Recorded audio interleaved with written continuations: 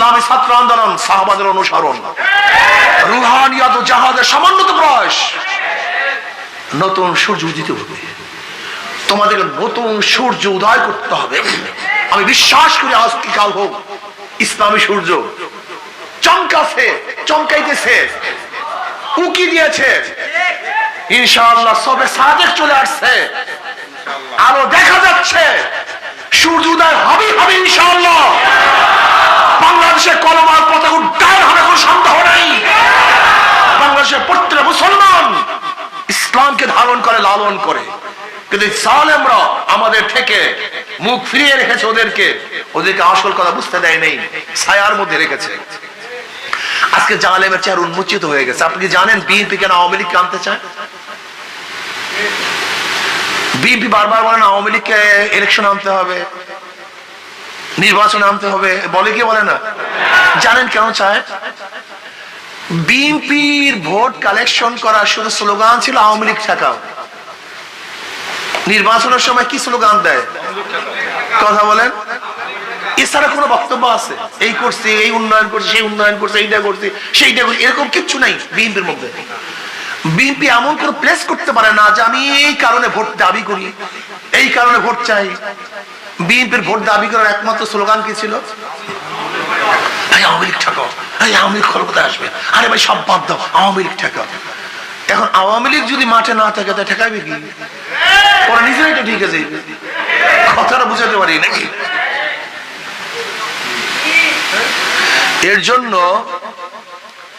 এর জন্য ওরা চায় এক ফেসিস আর এক ফেসিসকে ক্ষমতায় আনার জন্য, এক ফেসিস আর এক ফেসিসকে ক্ষমতায় বসাবার জন্য।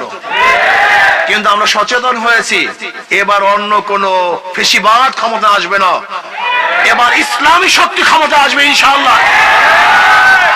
ঐক্যবদ্ধ হও, ঐক্যবদ্ধভাবে কাজ করো, নহে সমাপ্ত কর্মমোদের অবকাশ কোথায় ইসলামের? বিশ্রামের সময় নাই, ঘরে ঘরে দাঁড়ে দাঁড়ে দাওয়াতি কাজ করো, ঘুম নাই, নিদ্রা নাই, কোন অবস্থাতেই বিশ্রাম নাই। ইসলামী হুকুমত হওয়ার আগে একজন কর্মী, একজন সৈনিক ঘুমাতে পারে না।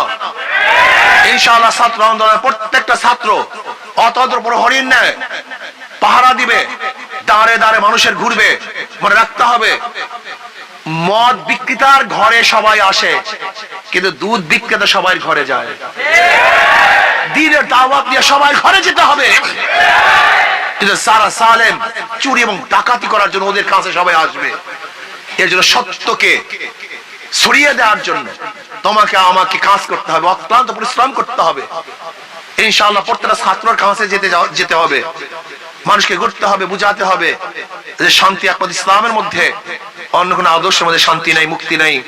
আল্লাহ আমাকে এবং আমাদের সবাইকে ইসলামী হুকুমত কায়েম করার তৌফিক দান করেন। আর আলহামদুলিল্লাহ দোয়া করো, আমি গতকালকে আল্লাহর কাছে দোয়া করো, আমি গতকালকে দক্তরা মাদ্রাসায় মাহফিল করেছিলাম। আমাদের হযরত মাওলানা শওকত সাহেব দামাত বরকাতুহুমকে বলেছি যে ইনশাআল্লাহ আপনি যদি এখান থেকে নির্বাচন করেন তাহলে আশা করা যায় ভালো একটা রেজাল্ট চলে আসবে। হযরত আমার সাথে অনেকটা সম্মতও হয়েছেন, তোমরাও দোয়া করো আল্লাহ যেন এরকম ভালো ভালো উলামায়ে কেরাম, যোগ্যতা সম্পন্ন ব্যক্তিদেরকে বিভিন্ন জায়গায় অংশগ্রহণ করে ইসলামের নেতৃত্ব দেওয়ার তৌফিক দান করেন। আমার জন্য দোয়া চাই, আমিও দোয়া করি, সবাই সবার জন্য খালেস দোয়া করো। আল্লাহ আমাদের সবাইকে কবুল করে নেন।